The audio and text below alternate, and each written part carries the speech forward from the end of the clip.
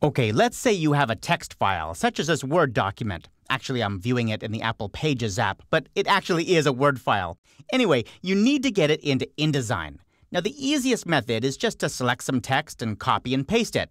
And while this often works just fine, especially for small amounts of simple, unformatted text, I really don't recommend it for anything more than a paragraph or two. And I certainly wouldn't use copy and paste for any text that was formatted or included foreign language or special characters. I've just seen too many problems over the years with text showing up totally wrong after pasting it.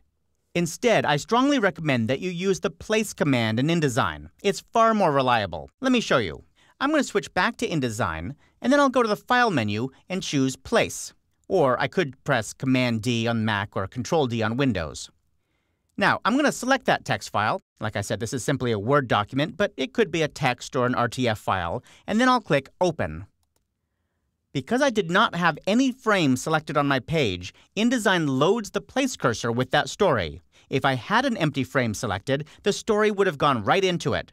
But here, to place a story inside my InDesign document, I'm going to move my cursor up to the left corner until I see a subtle but important change. That black arrow turned to a white arrow. You may have to squint to see it, but it's there.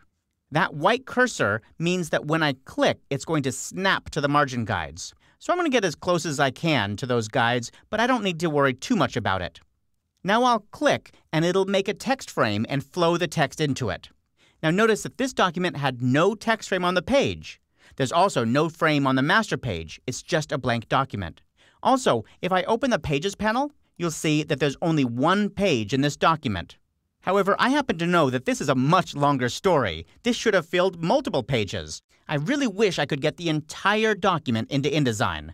Fortunately, you can. So let me show you how. I'll undo this with a Command-Z or Control-Z on Windows, and that reloads the place cursor for me.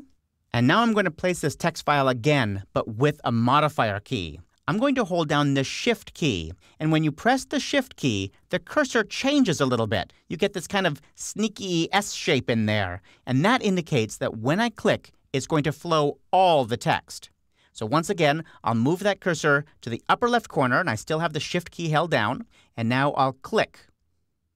This time, InDesign not only imports just that one page, but the whole text story. And it created a bunch of pages for me, and on each of those pages it created a new text frame, and then it threaded the text from one page to the next automatically. So that Shift key modifier is really important when you're importing a long story. Now, there's one more thing that I want to point out here. Look at the formatting in here. It looks much nicer than it did in my word processing program, right? Let me go back to Pages and show you. There we go. Here, it's all in Arial, kind of clunky and probably easy to edit, but it's not very pretty. But here in InDesign, it looks different. How did that happen? Well, I'm going to be talking about paragraph styles and character styles in a later chapter, but I do want to point out right now that if the styles are named exactly the same between Word and InDesign, then InDesign will throw away the original boring formatting, and it'll use the formatting that's defined in the InDesign document instead. In this case, if I look at the Paragraph Styles panel over here, I can see that I have a lot of styles in here, and they're named exactly the same as they were in Word.